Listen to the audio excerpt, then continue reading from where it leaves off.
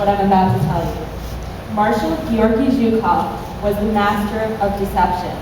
As you will see more examples of this as I go on.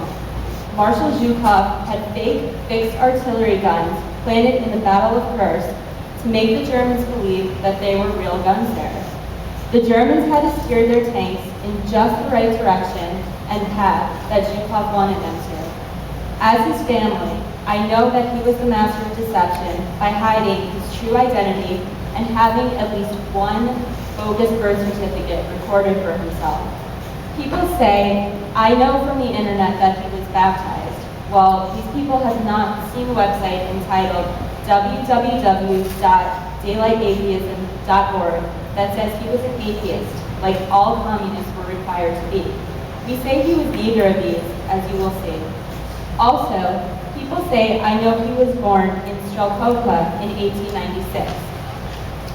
We will show other documents from reliable sources that say he was not born in Strelkovka and was not even born in 1896. Remember again that Marshal Zhukov was the master of deception.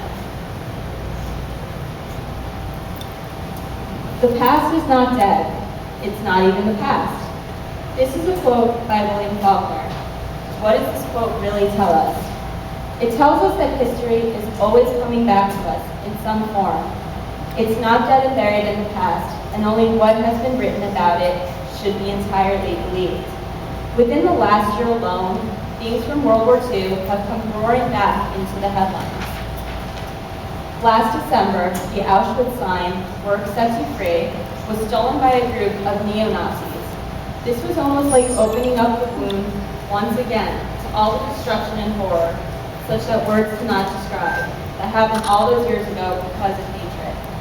We watched and waited with bated breath while authorities worked tirelessly to recover it, and so it was, and what a relief that was.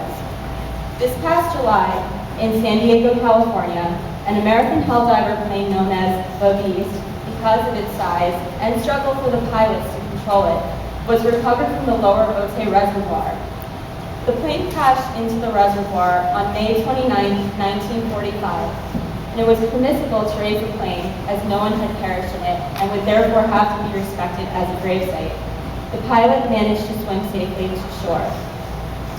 Another interesting story has recently come out in a man finding a World War II POW camp in his own backyard. He was working in his garden and he ended up unearthing a German soldier's ID tag, bottles, uniforms, buttons, and more. More artifacts to learn from, coming back to us from the past.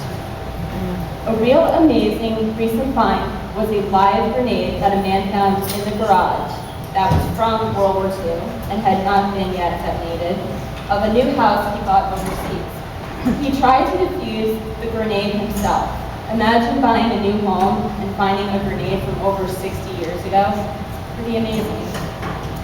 Another recent find was the movie pictures of the bombing of Britain that was recently discovered in someone's attic. It is very sad and touching to watch.